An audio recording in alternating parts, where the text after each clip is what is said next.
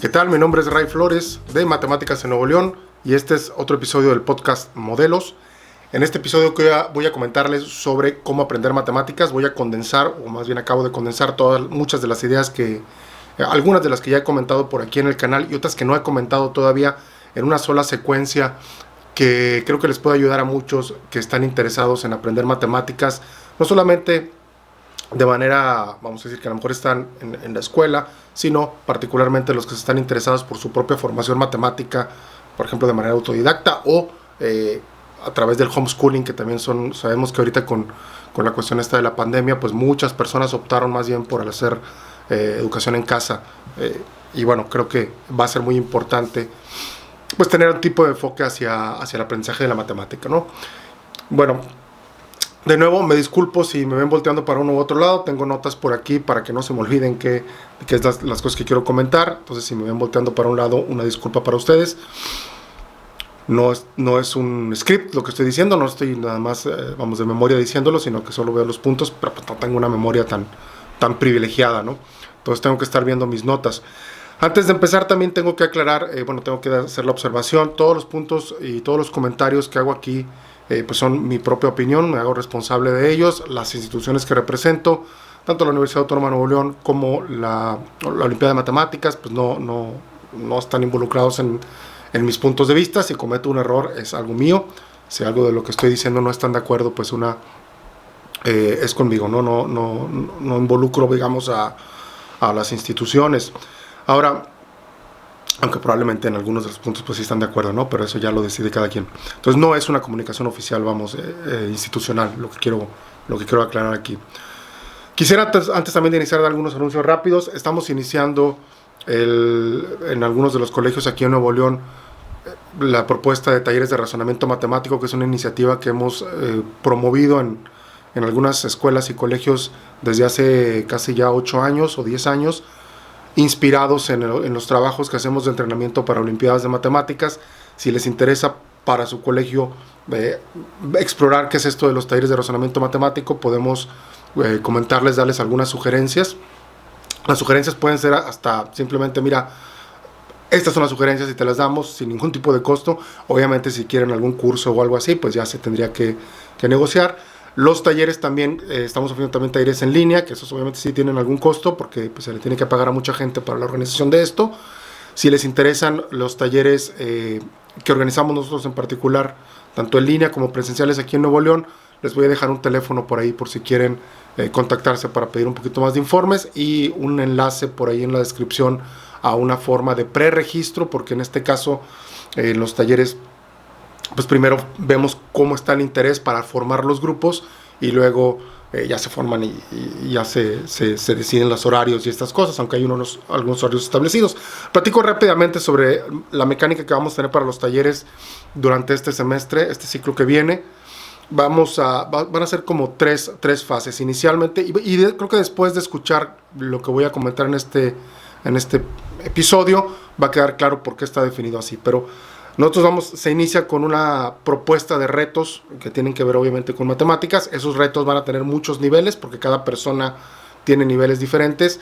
Una de las críticas que me han escuchado decir es que no debería haber estándares, o en el sentido de buscar que todo el mundo aprenda exactamente lo mismo, exactamente al mismo tiempo, exactamente de la misma forma, sino que cada persona tiene que ir desarrollando su habilidad conforme él quiera y pueda. Entonces, se parte de unos retos, se deja un tiempo para que trabajen, sería como una tarea antes de empezar, porque esto es un concepto tipo aula invertida. Se deja un tiempo para que la persona solita se enfrente a los retos a los que pueda. Luego se hace una reunión, un taller, por eso se llaman talleres. La idea de un taller es que es un trabajo entre todos. Hay una discusión de los ejercicios o de los retos que ya se estudiaron o se intentaron. En esa discusión se trabaja en equipo con un entrenador y después va a haber una sesión posterior. De hecho, esa sí la voy a hacer conmigo, voy a dirigirla yo, en donde voy a explicar la solución de los retos, de los problemas, o las diferentes soluciones que existan por ahí. Voy a dar algunas moralejas o lecciones basados en los retos que se estuvieron trabajando esa semana. Y obviamente va a haber una oportunidad para preguntas y respuestas, ¿no? Para eso sería de manera virtual, probablemente, ¿no? Como un tipo webinar. Y después se vuelven a proponer otros retos para la siguiente semana y repetir ese ciclo. O sea, vamos a iniciar en septiembre y terminamos por ahí en diciembre, que por cierto en diciembre, de una vez, todavía no sale convocatoria ni nada, pero en diciembre vamos a abrir una competencia, una olimpiada que se llama Binomio. Algunos de ustedes a lo mejor ya la conocen, y bueno, más adelante en los próximos meses les estaré avisando sobre el binomio. Muy bien, pero bueno, para más información pues ahí está. Repito también, si alguien quiere contactarme de manera directa para algún asunto más personal, me puede mandar un correo a delegado.omm.nuevoleón@gmail.com. Que dije, no, lo dije mal, dije delegado.omm.nuevoleón@gmail.com. Sí, si no está como quieran en la descripción para eso. Pueden apoyarnos, tenemos por ahí una cuenta de PayPal, si quieren apoyar con algún donativo. Si requieren algún tipo de deducción fiscal, también pueden mandarme mejor un correo. Y bueno, si quieren apoyar de una manera más gratuita, no cuesta nada, pues es compartiendo este video, obviamente comentando, reaccionando al video para que tenga un poquito más de vistas, ¿no? Y para que llegue a más personas. Ok, bueno, vamos a entrar al tema en particular. Como les decía, el tema va a ser cómo aprender matemáticas. Yo tengo varios videos por aquí en donde he dado algunas sugerencias, digamos, por ejemplo, de no ver a la matemática o el aprendizaje o tu desarrollo en matemáticas como si fuera una escalera en la que vas subiendo, que algunos tienen esta idea de que la matemática es una escalera. Sino yo les decía, la matemática más bien es como una selva a la que te puedes adentrar por diferentes caminos. Hay algunos caminos ya muy recorridos, que son, digamos, los que tienen digamos, o siguiendo el currículum establecido, pero hay muchas veredas por ahí escondidas en las que te puedes involucrar y descubrir cosas nuevas, y definitivamente no está terminado. Otra alegoría que he usado es esto de que la matemática es un lenguaje, o al menos incluye un lenguaje. Y esto nos sirve, si pensamos que la matemática es como un lenguaje, entendemos que entonces de lo que se trata es de practicarlo. Y practicarlo se refiere a hablarlo, escribirlo, escucharlo, comunicarte con otras personas. Y eso es lo que hace, de hecho, muy difícil a veces que aprender matemáticas de manera muy aislada. Necesitas tener con quién comunicarte. Entonces esas son algunas otras de las alegorías que uso, ¿no? Pero bueno, yo creo que un resumen, digamos, una sugerencia inicial general para aprender matemáticas, o si quieres aprender matemáticas, para mí sería: empieza considerándola como un juego. Yo sé que algunas de las inquietudes que hay sobre la matemática es para qué me van a servir, cómo son útiles, por qué las quiero, y justamente por eso los primeros episodios de este podcast me enfoqué en la utilidad de la matemática, en tratar de hacerlos sentir. Si no los has visto, te invito a que los veas. ¿Para qué sirven las matemáticas? ¿Qué son los modelos? De hecho, la palabra los modelos es la manera en la que la matemática sirve en la vida real. Porque quiero que ya dejen de lado esa cuestión de si sirve o no sirve. O sea, evidentemente sirve la matemática. Es muy importante para la sociedad y puede ser muy importante para ti en lo personal. Y lo que quiero es que dejen eso de lado, se olviden de la utilidad realmente de la matemática y empiecen a considerarla simplemente como un juego. Porque la mejor manera de aprender algo es divertirse, ¿sí? Que sea algo que sea estimulante. Me preguntan, ¿cómo le hago para hacer que las matemáticas sean interesantes? Me dicen los profesores. Y yo pregunto, o sea, ¿cómo?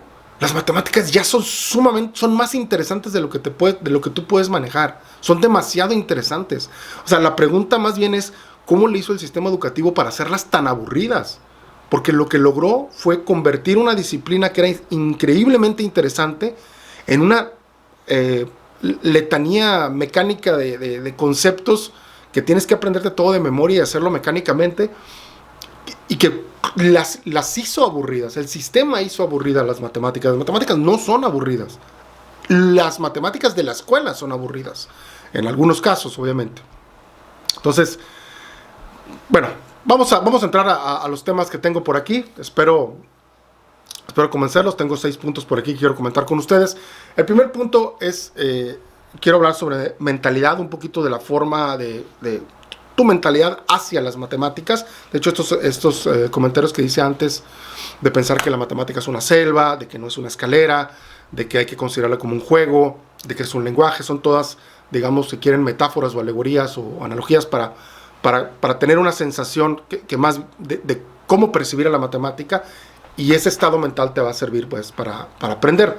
Entonces, por ejemplo, uno de los primeros problemas que vas a tener, o que algunos tienen, a lo mejor no todos, es algunos ya tienen un cierto miedo o rechazo o alguna barrera emocional hacia las matemáticas. Normalmente cuando yo me encuentro con alguien y le digo que soy matemático, pues lo primero que me va a decir es que yo soy muy malo para las matemáticas, nunca pude aprender matemáticas. Es típico, ¿sí? Yo creo que el 90% de las personas con las que tengo una interacción me dicen que son malos para las matemáticas. Y si ahondamos un poquito, porque siempre me gusta esto de y sacarle, preguntarle por qué, siempre es porque tuvieron un mal maestro, ¿sí? O sea, siempre es una razón más bien emocional. O sea, el maestro era un enojón, o me regañaba, o era muy aburrido, o mis papás me castigaban porque no hacía la tarea. O sea, siempre la razón por la que no les gustan las matemáticas no tiene nada que ver con las matemáticas, tiene que ver con el entorno o la forma en la que se las enseñaron, ¿sí? Y bueno, si ya tienes tú estas barreras emocionales hacia la matemática, lo primero que tienes que hacer es romperlas, ¿no? De cierta manera, lo que les voy a proponer aquí creo que va a ayudar, porque lo que voy a proponer es más bien una independencia intelectual. Es como tú, mucho de lo que va a pasar va a depender de ti, no tanto va a depender de los demás. Sí nos vamos a apoyar en los demás, sí es importante apoyarse en los demás a la hora de aprender matemáticas, pero no, los demás no son lo fundamental. Tu profesor o tu entrenador no es lo fundamental. Tus compañeros no son lo fundamental, son importantes, pero la importancia principal es la tuya. El aprendizaje de cualquier disciplina es 90% tú y a lo mejor un 10% lo que está alrededor. O sea, todo es actitud personal. Y bueno, eso lo estoy comentando como una buena noticia, porque entonces está en tus manos lo que suceda bien o mal, ¿no? Yo me gusta decirle a mis alumnos durante tu preparación en la escuela o en la universidad, vas a tener buenos maestros y van a tener malos maestros, a lo mejor más malos maestros que buenos, no lo sé, depende de la universidad en la que estés. Si tienes un mal maestro, pues, que es como lo peor que puede pasar, pues entonces a ti te va a tocar aprender las cosas y tratar de, digamos, atenuar, ¿no?, los efectos de ese mal maestro, entre comillas, que generalmente no es que haya malos maestros, simplemente hay algunos que son un poco incomprendidos. Pero bueno, no voy a entrar ya en discusión sobre eso. Vale, entonces hay que enfrentarnos a los miedos, hay que enfrentarse a ese miedo, por ejemplo, si tienes barreras emocionales, no va a haber otra cuestión. Otra cosa sobre mentalidad que quiero comentar aquí, aprovechando en este tema, que es como una, digamos, meta sugerencia antes de empezar a estudiar matemáticas, y esta la tomo de Carol Dweck, del libro de Mindset, porque ella habla de que de hecho se han hecho pues este tipo de pruebas cuando tú trabajas con niños y les explicas a los niños cómo funciona la mente realmente, ya estoy aprendiendo con el rap, eso les sirve a los niños para tener un mejor desarrollo, es decir, explicarles cómo realmente funciona el cerebro. Y lo que sucede es que mucha gente realmente no entiende cómo funcionan las conexiones neuronales, o sea, cómo se aprende, cómo este cerebro que está aquí desarrolla habilidades o aprende cosas. Por ejemplo, uno de los modelos, la forma en la que a mí me gusta terminar con esta discusión muy rápido, este tema de cómo funciona el cerebro, es: muchas personas creen que el cerebro es como una computadora y por lo tanto tratan al cerebro como una computadora, como si fuera una máquina. Y eso es un grave error. O sea, pensar que el cerebro es una máquina es un grave error. ¿Por qué? Porque una máquina tiene ciertas características que no sirven para el aprendizaje. Son los modelos estos que digo de Carol Dweck. Por ejemplo, por poner un ejemplo, si yo tengo una máquina y yo le pongo una carga, una máquina tiene un límite de carga. Piensen en una retroexcavadora o en cualquier tipo de computadora o lo que sea. Tiene una capacidad límite. Y tenemos esta idea natural como de que hay un límite y entonces ya no podemos ir más allá de ese límite, ¿sí? Si vas más allá se te va a romper la máquina. Y si tú te llevas esa idea a tu propio cerebro, tú vas a creer que tu cerebro tiene un límite. Y entonces, cuando te empiezas a cansar por algo, dices: no, esto está más allá de lo que yo puedo lograr. Esto está muy difícil para mí. Y esa frase, por ejemplo, esto está muy difícil para mí, implica en el fondo que estás pensando que que tu cerebro es como una máquina, que tiene un límite, que tiene una capacidad y que tú estás a lo mejor llevándola más allá de tu capacidad. Y entonces eso hace que te detengas y digas: no, a lo mejor ya no lo voy a intentar.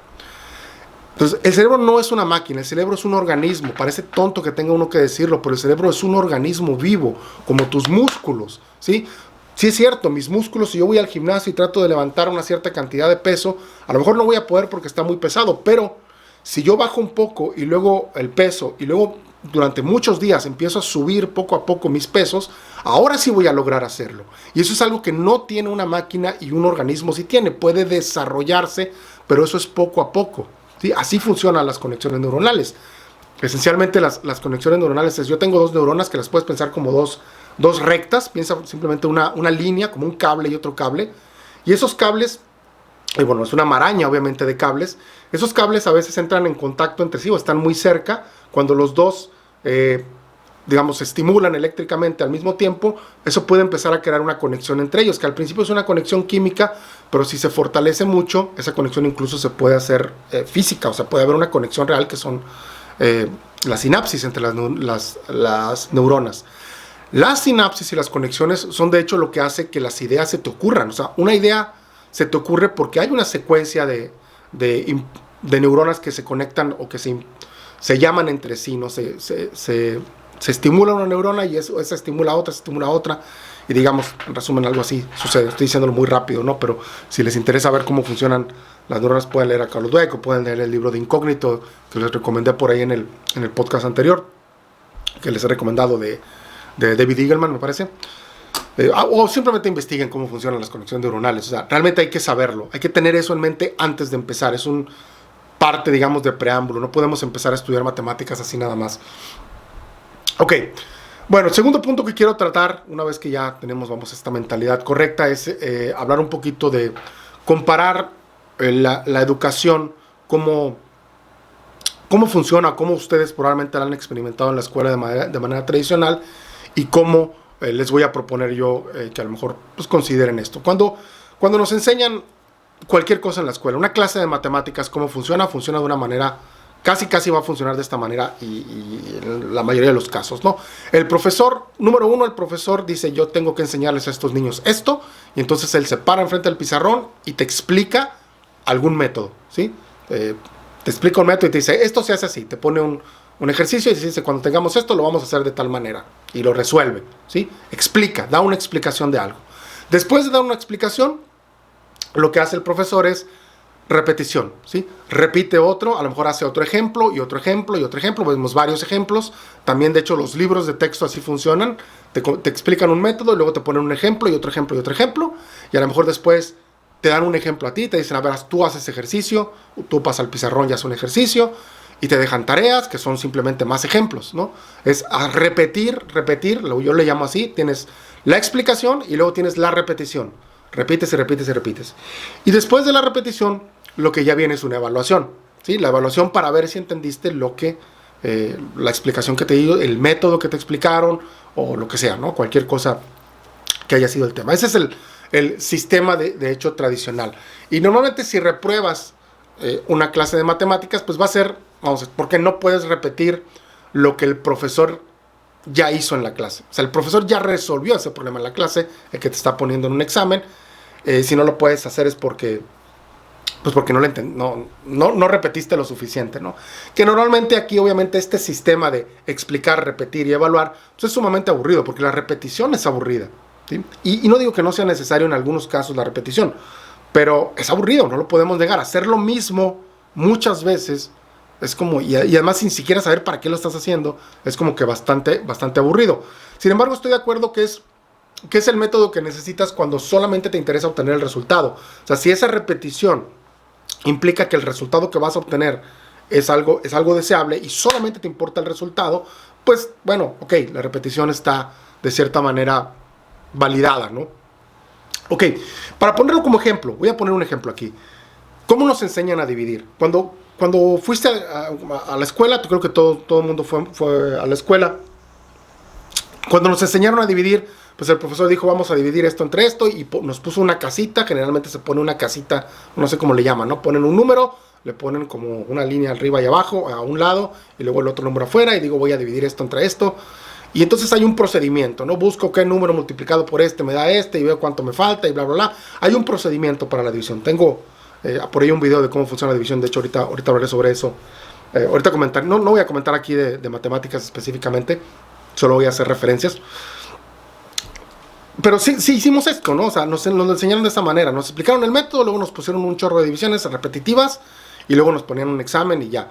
No sabíamos ni qué estábamos haciendo realmente.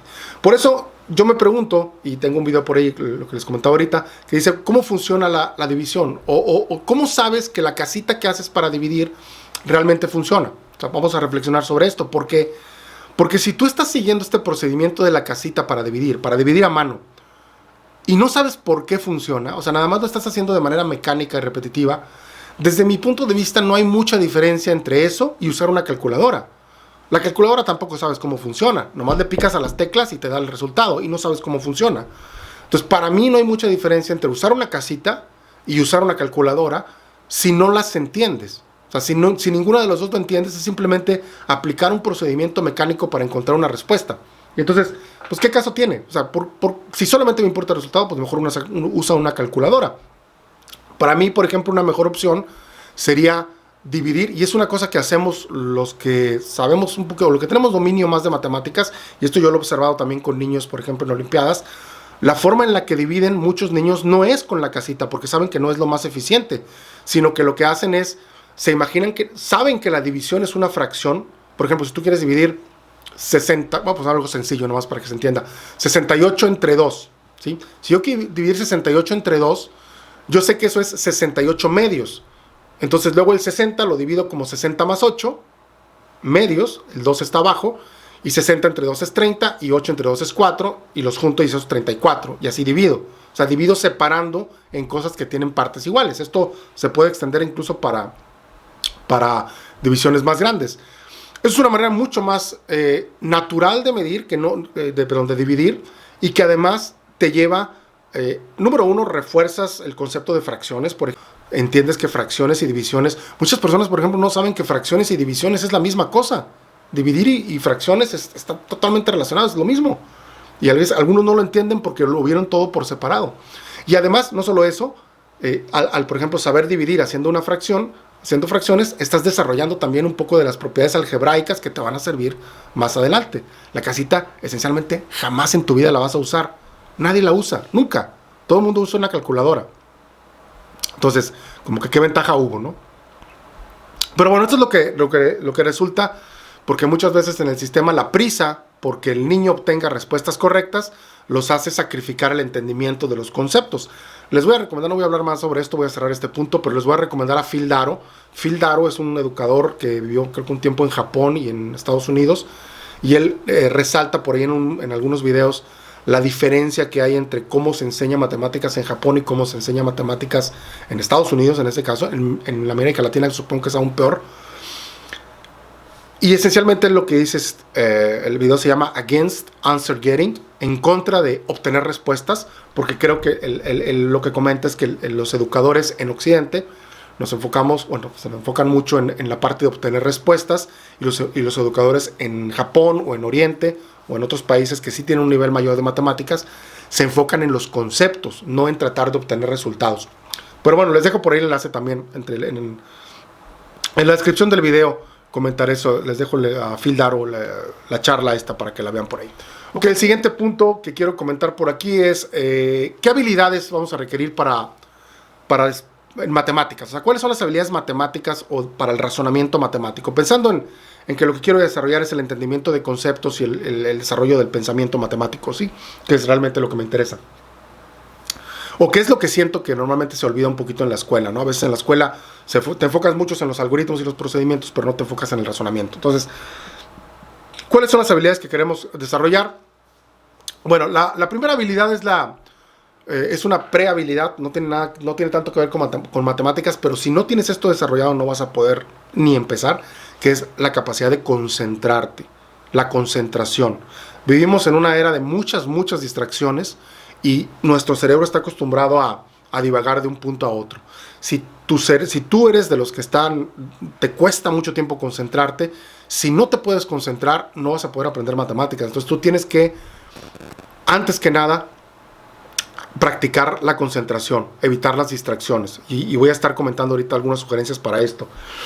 Un concepto importante aquí, y esto lo saco del libro de Barbara Oakley que se llama Mind for Numbers. Y tiene otras, creo que Barbara Oakley tiene también un curso que se llama Aprender a Aprender o algo así. Y ella toca mucho estos puntos también.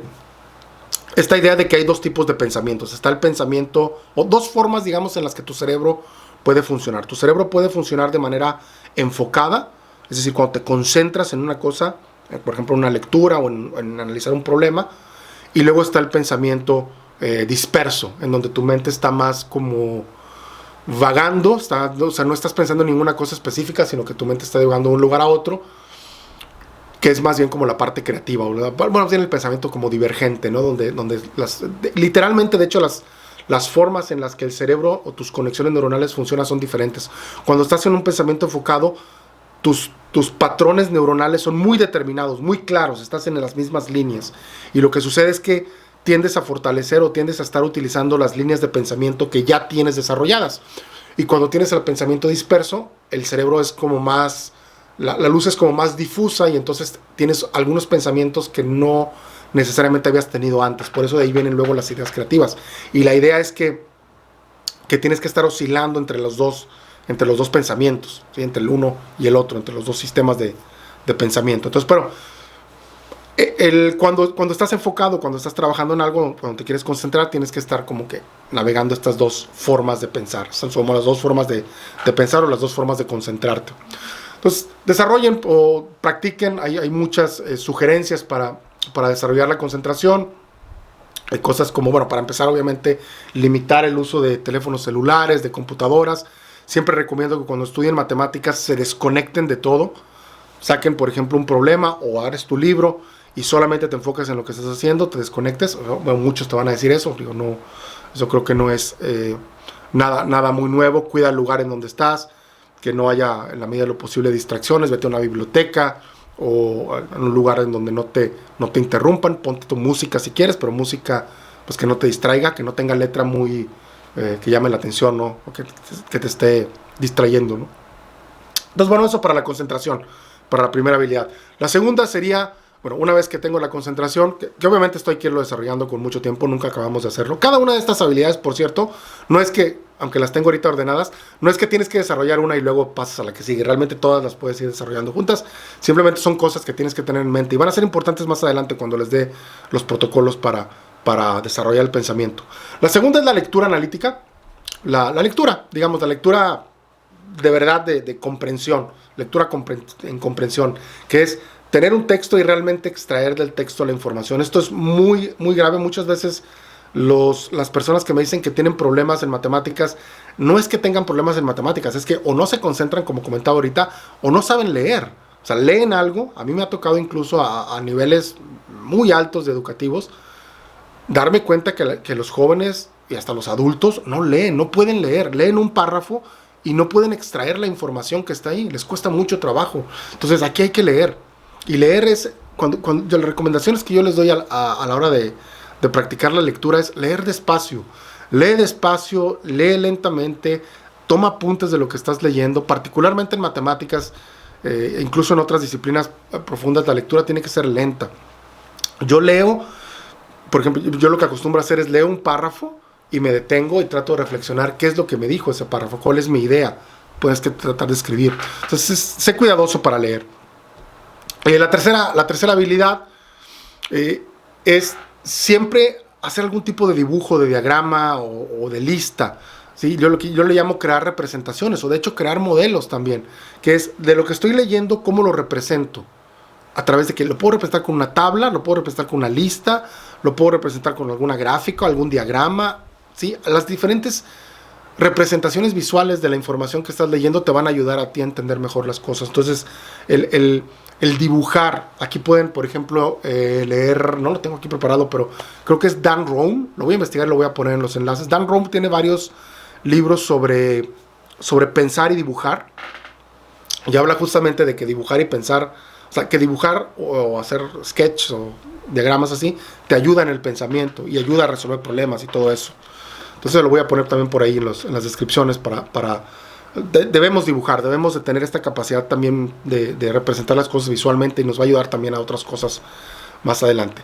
Ok, lo que sigue, el siguiente tipo de habilidad que es importante en matemáticas es la generación de ideas.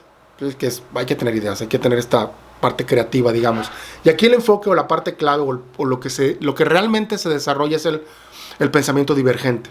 El pensamiento divergente es la capacidad para tener ideas o conectar ideas que parecen disparejas. Entonces, eso se practica, eso se tiene que practicar. Ahorita por eso más adelante voy a hablar de la parte de la práctica. Pero aquí lo que quiero es darles estos puntos claves, ¿no? Para investigar qué es pensamiento divergente. Investiguen pensamiento divergente. Hay muchos autores sobre eso. Ahorita se me están escapando los autores, no los tengo aquí a la mano. Pero hay mucho sobre pensamiento divergente. Les voy a dejar algunas por ahí de creatividad. Y de pensamiento divergente, que es esencialmente esta capacidad de generar ideas. Digo, Ken Robinson, por ejemplo, habla en una de las charlas TED sobre esta capacidad de pensamiento divergente. Sí me acuerdo ahorita, porque Ken Robinson de hecho habla de, creo que ya falleció, me parece, sí, espero no estarlo matando, pero me parece que falleció, porque él hablaba o habla todavía de que la escuela mata la creatividad, justamente. Es uno de los temas principales ahí de Ken Robinson. Y también se los voy a poner por ahí en los enlaces. Ok, pero la creatividad o la capacidad de tener ideas es una necesidad también, que eso rara vez se estudia, ya no digamos en matemáticas, no se estudia ni en la escuela jamás, porque es muy difícil de evaluar. Que en otro video hablaré sobre por qué las evaluaciones son una de las peores cosas que les pasa al sistema educativo. Pero las ideas generar las ideas es una cosa, y la siguiente habilidad o otra habilidad importante es conectar las ideas en una forma o en una estructura lógica. Y esa habilidad yo le llamo la síntesis de las ideas. Sintetizar es volver a poner en orden o volver a poner, digamos, las piezas del rompecabezas en un lugar para haber creado algo nuevo, o la solución o la explicación de algún problema. Entonces, la síntesis de ideas es la siguiente habilidad. En Olimpiadas de Matemáticas nosotros siempre con los niños tenemos esta, digamos, estrategia de que ellos tienen que saber que cuando resuelven un problema, como están resolviendo un problema realmente difícil, tienen que tener escriben en dos tipos de hojas, ¿no? Las hojas, le llamamos las hojas en sucio, que son donde tú generas tus ideas, donde das vuelo a tu creatividad, donde haces diagramas y todo lo que tú quieras. Esas son tus hojas en sucio. Y luego tus hojas en limpio son en donde tú pasas y tú escribes muy detalladamente y estructuradamente, por ejemplo, los pasos, las deducciones que vas haciendo, las demostraciones, todo lo que vas descubriendo lo pones en limpio. Y es esta costumbre, vamos, de tener hojas en sucio y hojas en limpio, es muy útil también para pasar entre estos dos tipos de pensamientos que comentaba hace un momento, ¿no? Porque eso te va a ayudar a tener también la parte de lo que decía, la sintetización de ideas, porque en la síntesis es donde realmente resuelves los problemas, ¿no? Y luego finalmente la sexta, digamos, de las habilidades que estoy enlistando aquí, ya hablé de concentración, lectura, hacer representaciones o dibujos, la generación de ideas, pensamiento divergente, y la síntesis de las ideas. El último es la construcción de explicaciones, es decir, el diseño ya de una explicación que sería como tu resumen de lo que hiciste. Es tu propio resumen. Eso debe estar limpio. Y aquí el resumen es importante, que a veces, aunque no hayas terminado un problema, tú puedes sacar el resumen de lo que tú hiciste de ese problema, ¿sí? Aún si no lo resolviste por completo, hasta donde hayas terminado, pues ahí tienes que tener tu resumen de tus explicaciones. Esto es importante por dos razones. Esto obviamente hay que escribirlo, y escribirlo lo más claramente posible. ¿Cómo se llama Jordan Peterson, creo que lo he escuchado por ahí decir que escribir y pensar, asociar la escritura con el pensamiento, y en este caso, no estoy de acuerdo en muchas cosas con él, pero en esto sí, en que escribir y pensar es muy similar. O sea, cuando haces matemáticas tienes que terminar escribiendo también. Regreso a la alegoría del lenguaje. Entonces tienes que terminar con una descripción, una escritura de lo que de tus conclusiones, vamos, de lo que hayas, ya sea estudiado, trabajado o lo que sea, ¿no? Y finalmente, esta misma capacidad para dejar una explicación por escrito te va a ayudar también cuando tengas que explicarle a alguien más, ¿sí? Porque otra parte muy importante es la elocuencia, el poder comunicarte con otra persona y decirle lo que piensas. La persona que puede poner sus ideas en claro y comunicárselas a otro, es esta elocuencia. Realmente esto es un superpoder ahorita. O sea, en el mundo actual, el poder comunicar claramente tus pensamientos a alguien es algo que te va a dar un superpoder sobre los demás, literalmente. Ok. Ahí están las habilidades. Ahora, vamos a pasar a otro punto, que va a ser cómo voy a desarrollar habilidades en matemáticas. Y para esto me voy a basar en un libro que ya les he recomendado, que es de Geoff Colvin, por ahí otros que hablan de esto, pero Colvin lo habla en su libro de El talento está sobrevaluado. Ya lo he comentado aquí, pero se los dejo también en el enlace. Las habilidades se desarrollan con la práctica, sin embargo, no es nada más con la práctica. Dicen por ahí, la práctica hace al maestro, sin embargo eso no es cierto, porque si tú practicas, pero siempre haces lo mismo, tú puedes estar 40 años con el mismo nivel de mediocridad. O sea, realmente la práctica deliberada, que es realmente lo que hace que mejores las habilidades, es un tipo de práctica especial, es un tipo de práctica diseñado para mejorar algún tipo de habilidad. Es decir, tú practicas, pero con la mente estás dirigiendo esa práctica hacia mejorar algo. Y Colvin en su libro, en este que les comentaba, El talento está sobrevaluado, menciona 3 modelos. O sea, cuando tú vas de hecho, para empezar, tú tienes que diseñar tu práctica. Pero para diseñar tu práctica te puedes basar en uno de estos 3 modelos que él comenta, que es, el primer modelo es el modelo de la música, que es como practican los intérpretes de música, por ejemplo, un pianista o un guitarrista, ya tiene una partitura con la música que quiere, o con las notas que quiere tocar, y él lo que tiene que hacer es practicar esa secuencia para que le salga lo más limpia posible. Entonces, en el modelo de la música ya tienes ahora sí una receta muy establecida que quieres replicar y simplemente tienes que practicarla. Entonces, en ese caso, por ejemplo, el enfoque está en ver en dónde te desvías de la secuencia, que es hay como un objetivo correcto, un patrón correcto que tienes que seguir, que son la secuencia de notas, los tiempos, etcétera. Y tú tienes que seguir esa secuencia, y los errores ahí normalmente son, me adelanté o me atrasé o toqué una nota equivocada, ¿no? Entonces, ese es como que un modelo de diseño de un entrenamiento. Si lo que quieres es repetir algo mecánico en matemáticas, yo creo que ese no debe ser casi nunca el objetivo. Pero bueno, si llegara a ser el objetivo, tu objetivo personal, digamos, hacer operaciones en la mente con mucha facilidad, pues vas a tener que hacer algo similar a esto, ¿no? Repetir ciertos procedimientos de manera mecánica. Es el modelo de la música, ¿no? El otro modelo que habla es el modelo del ajedrez, que es como inspirado en cómo los ajedrecistas trabajan o aprenden o desarrollan sus habilidades, que en ese caso es como enfrentarte a problemas. Por ejemplo, un ajedrecista típicamente estudia composiciones, con posiciones de ajedrez, me refiero, no composiciones. Una posición en ajedrez, que es, pues ahí está la mitad de un juego, ves una posición, tienen que analizar la situación, cómo están las ventajas, las desventajas, las debilidades, ¿sí? Por dónde pueden atacar, o dónde me pueden atacar a mí, qué puedo hacer, tratas de hacer planes, y al final de cuentas es una toma de decisiones. Entonces, aquí la práctica consiste en un análisis de una posición, o de una problemática, y en la toma de decisiones de qué es lo que podría hacer.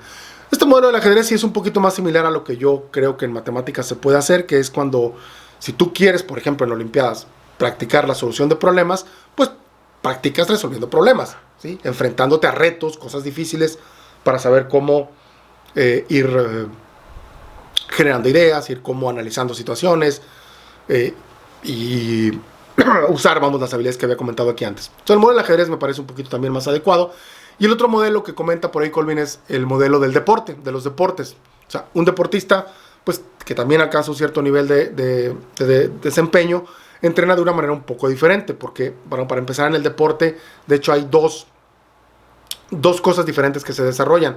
Por un lado está el acondicionamiento físico, que es, o sea, la capacidad, la fuerza, la velocidad, los tiempos de reacción, etc.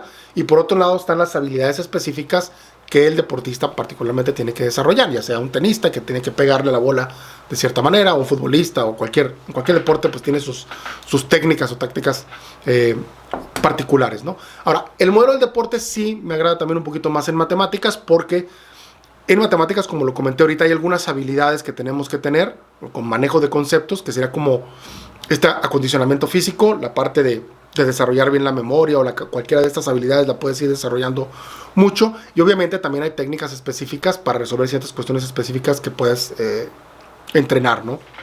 Que es algo, no hablo de resolver problemas separados, sino habilidades específicas. Por ejemplo, hay que saber resolver cierto tipo de ecuaciones, hay que saber enfrentarnos a cierto tipo de cosas, ¿no? Entonces, también el modelo del deporte funciona, ¿no? Y la idea de estos 3 modelos que da Colvin es, ten en la mente estos 3 tipos de modelos cuando tú diseñes tu práctica, ¿sí? Que de hecho yo aquí les voy a dar una propuesta de una práctica, De hecho, les voy a dar un protocolo para desarrollar la matemática, basado obviamente un poquito en esto y en la experiencia que tengo, ¿no?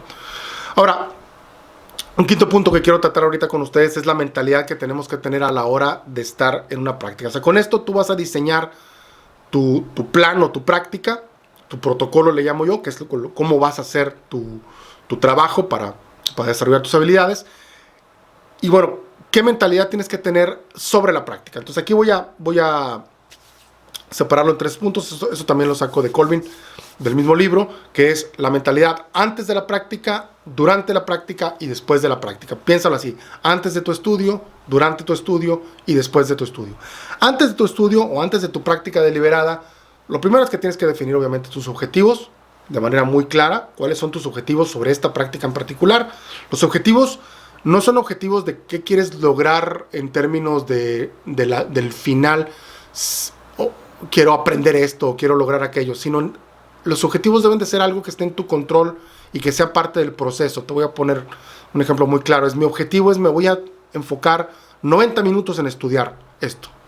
O sea, yo me voy a enfocar y me voy a desconectar 90 minutos, ese es el objetivo, ¿sí? Y voy a tratar este capítulo de este libro, o voy a trabajar con esta colección de problemas. O sea, tienes que tener muy claro el objetivo que tienes. Y voy a analizar cada uno de los problemas. Tú, por ejemplo, no puedes, si tú vas digamos, a querer resolver los ejercicios del capítulo de un libro, o de un examen, o de algo, como parte de tu entrenamiento, tú no te puedes poner como objetivo resolver los problemas, porque a lo mejor no los vas a poder resolver. Eso está más allá de ti. Sin embargo, tú sí te puedes poner como objetivo: le voy a dedicar 15 minutos a cada problema y a escribir todo lo que pueda sobre ese problema, aunque no me salga.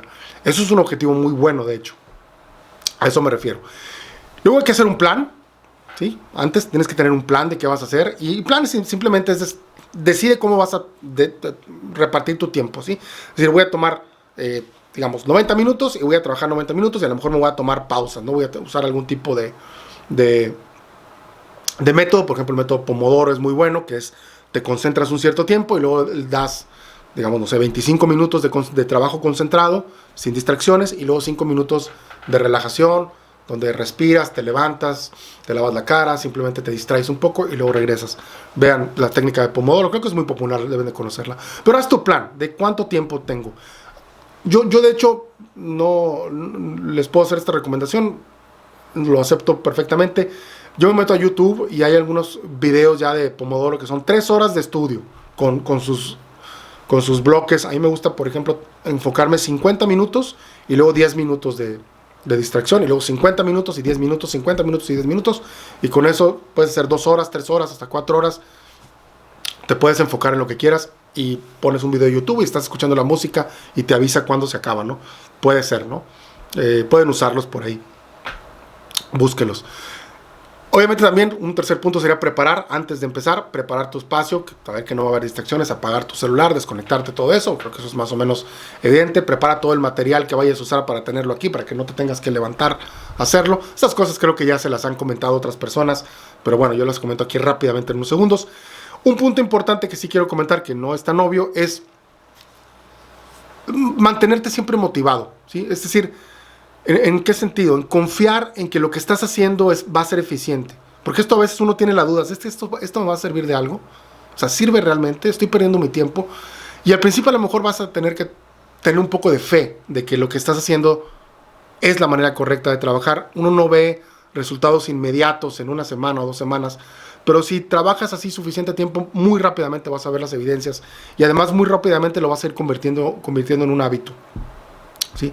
Entonces, ten fe. Ok, eso es antes de la práctica, y mantén esa mentalidad, pues. Durante la práctica, número 1, evitar distracciones. Si tienes la técnica esta de Pomodoro, pues te va a servir para distraerte. De vez en cuando se vale a lo mejor hacer como una metaobservación de ti mismo. O sea, estás estudiando o estás intentando algo y estás pensando en qué estás pensando. Por ejemplo, ahorita estoy, digamos, ¿qué habilidad estoy usando ahorita? Ahorita estoy leyendo y tratando de entender lo que está pasando. Ahorita estoy haciendo un dibujo. Ahorita estoy desarrollando esta habilidad, el pensamiento divergente. Ahorita estoy en esto. Ahorita estoy en esto. ¿Qué estás usando ahorita? ¿Qué habilidades estás usando en este momento? ¿Sí? Y al mismo tiempo puedes decir, ¿qué no estoy usando? Ahorita creo que no le he dedicado tiempo a pensar en ideas. Entonces, o no le he dedicado tiempo a escribir. ¿Sí? ¿Qué me está fallando? Estás criticando o autoevaluándote en el momento en el que estás trabajando. ¿Sí? No estás, en ciertos momentos puedes hacerlo. Y durante la práctica también recomiendo, si estamos practicando matemáticas, que escribas mucho. La mayoría de las personas no escribe cuando lee matemáticas o cuando intenta, como que espera leer el problema que se le ocurre en la mente y luego ya nada más sacar una operación, una solución y ya. Pero no está acostumbrado a escribir ideas. Eso también tiene que ver porque no se enfrentan a retos suficientemente buenos. Y ahorita, de hecho, yo les sugiero que cuando estudien matemáticas se enfrenten realmente a cosas difíciles, ¿no? A retos. Y bueno, después de la práctica, pues lo importante obviamente va a ser reflexionar y hacerte preguntas a ti mismo, autoevaluarte. Pregúntate, ¿me concentré bien? ¿Tuve distracciones? ¿Cumplí con los objetivos que quería cumplir? ¿Usé las habilidades que quería usar realmente? ¿Qué tal estuvo mi desempeño? O sea, que lo hice bien o no lo hice bien. ¿Qué debería mejorar? ¿Debería mejorar esto? ¿Debería mejorar aquello? ¿Para qué? Para que los planes futuros, cuando sean las siguientes sesiones, pues sean mejores, ¿no? Debes de estar, de hecho, constantemente ajustando tus planes y tus prácticas para mejorar tu misma práctica. En este caso recomiendo también mucho llevar un diario o una bitácora de tu trabajo donde tomes nota, digo, tanto de lo que estás aprendiendo, por ejemplo, en tu casa, en tu tema matemático, como tu disciplina de trabajo. O sea, qué tanto funcionaste o no tú como individuo en la práctica. Que ya para terminar voy a darles un protocolo para practicar matemáticas, para desarrollar la habilidad matemática. Esto va a estar enfocado en alguien que quiere en general desarrollar sus habilidades matemáticas. Si tú tienes una clase específica de matemáticas, pues puedes usar material de ahí, pero lo que yo voy a hacer es dar una sugerencia muy general. Bueno, primer punto pues es organizar como comentaba ahorita, organizar tu tiempo y preparar tu lugar de trabajo, ¿sí? Ya lo comenté. El segundo punto sería seleccionar una lista de problemas. Y aquí una lista de retos, yo diría, más bien. Y esto obviamente tú vas a tener que ir viendo tu nivel. Para esto hay muchas fuentes de retos. Yo recomiendo principalmente el canguro matemático. Tanto el canguro matemático de México como de hecho el canguro matemático de España para mí tiene una mejor estructura, tiene muchos niveles y todos los problemas están ahí en línea. Les voy a dejar los enlaces también ahí por si quieren usarlos como apoyo.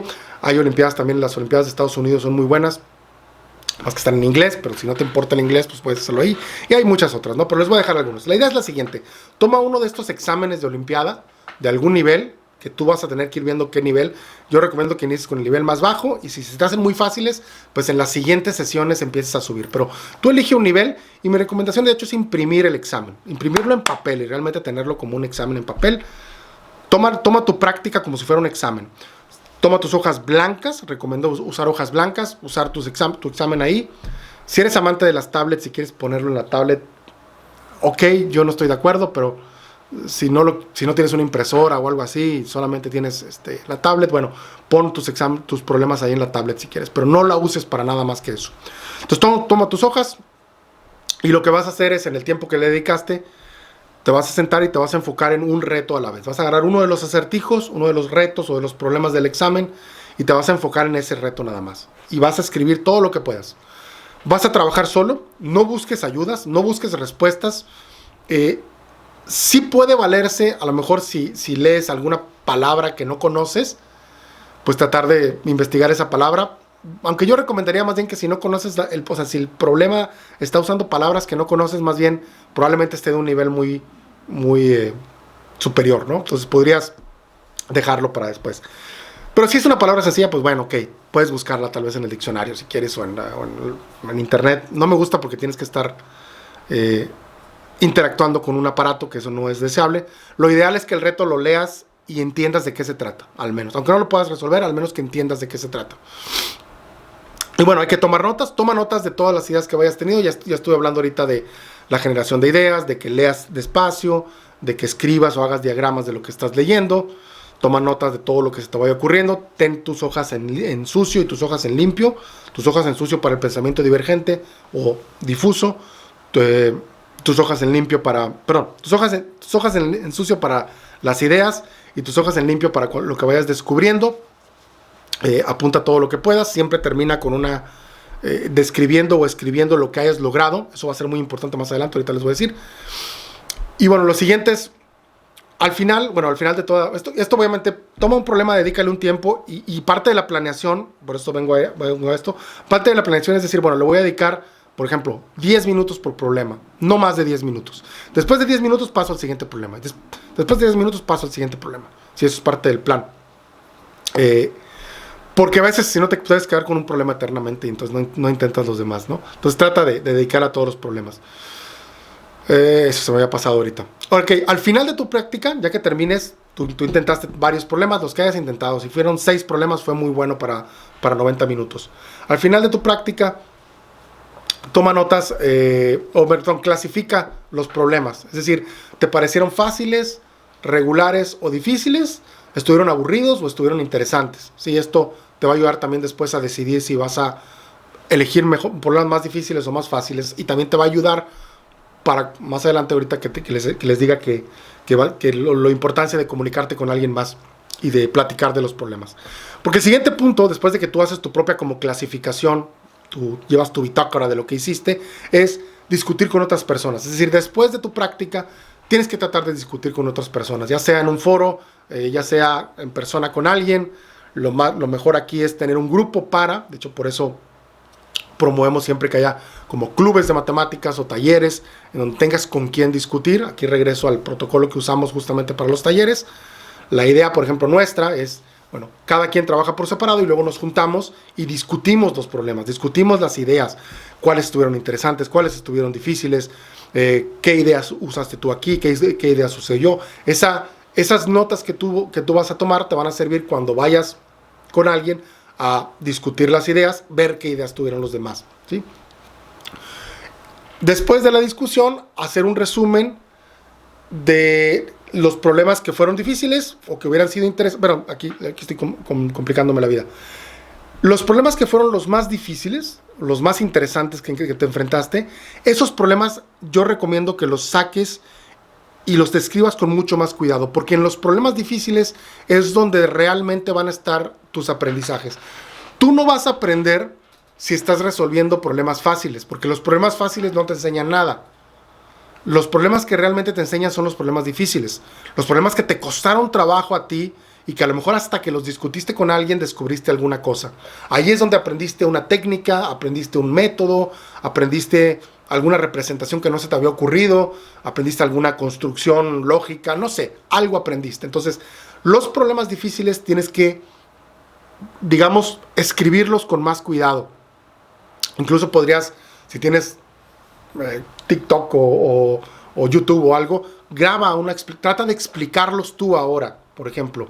No hay mejor manera de aprender algo que explicarlo. Tómales, lo que te quiero decir es lo siguiente con este punto es, enfócate en los problemas difíciles, repásalos, a lo mejor toma nota y luego más adelante te pueden servir para estudiar, por ejemplo, en el futuro. El siguiente punto sería decidir si necesitas subir o bajar el nivel, es decir, si ese nivel, y por eso, por ejemplo, el uso de canguros o olimpiadas de matemáticas es muy bueno, porque si tú trabajas con un cierto nivel, estás en nivel 2 del canguro matemático de España o el nivel Benjamín del canguro matemático de México, pues si ese nivel lo sentiste lo suficientemente interesante, te puedes quedar en ese mismo nivel y simplemente pasar a los exámenes de otros años y pues vas a estar trabajando con problemas más o menos del mismo nivel. Cuando después de a lo mejor varios meses ya se te hagan muy fáciles, pues puedes empezar ya a subir el nivel, ¿no? Entonces tú mismo lo vas a tener que decidir, o tu mismo entrenador, si estás en un grupo o en un taller, pues él te va a ir sugiriendo, ¿no? Si conviene subir o bajar.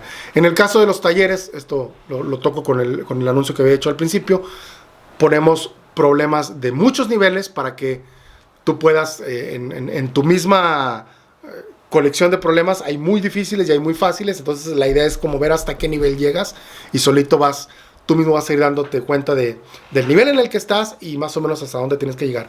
Aquí tengo que hacer un paréntesis que es bien importante. Nunca te compares, cuando estés trabajando con otras personas, no te compares con ellos. Tú no estás compitiendo contra los demás ahorita. Tú estás compitiendo contra ti mismo. Te estás desarrollando. ¿Sí? Lo ideal es que si tú tienes un cierto nivel, tú estás buscando en las siguientes semanas y meses subir el nivel, pasar a problemas más difíciles. Ese es el objetivo. No te importa si tu compañero resolvió muchos problemas, porque a lo mejor él tiene mucha más práctica, ¿sí? Él ha trabajado más que tú. Entonces no te preocupes, no te fijes mucho en los demás, aprovecha a los demás. Y bueno, la última recomendación que quiero hacer para este protocolo es ser paciente. Quiero despedirme, cerrar estos puntos con esto. Ser paciente y ser persistente. Esas dos son las habilidades principales que necesitas. Ser paciente, no desesperarte, no tratar de apresurarte en nada. Y ser persistente, no rendirte. Siempre seguir convirtiendo esto en un hábito, ¿sí? Esa es la manera. Convierte el estudio en un hábito y entonces eso te va a ayudar bastante. Ok. Se me está acabando el mate. Déjame hacer el resumen de las ideas, nada más, para terminar y cerrar ya esta charla. Les hablé primero de la importancia del cambio de mentalidad. Les recomendé por ahí el libro de Mindset, de aprender que el cerebro no es una máquina, el cerebro es un organismo que se desarrolla. Punto número 2, les hablé sobre los paradigmas educativos, cómo en la escuela te enseñan, el maestro te explica algo, lo repite muchas veces y luego te evalúa, y realmente la propuesta que yo estoy haciendo es casi al revés. Es como este concepto de aula invertida, es primero yo te pongo retos, que será como el examen. Fíjense cómo incluso empezamos con un examen, y luego tú trabajas ese examen, luego discutes con compañeros, tienes una discusión de ideas, y al final, cuando ya te juntes con un entrenador o con alguien, pueden ver las lecciones, ¿no? Si tienes la fortuna de estar con alguien pues que tenga un poquito más experiencia que tú, puedes ver las lecciones, que es un poquito al revés, ¿no? Les describí las habilidades que deberíamos desarrollar para el pensamiento matemático. Hablamos primero lo básico, que es la concentración, la lectura, las representaciones, que es hacer dibujos o diagramas de lo que estás leyendo.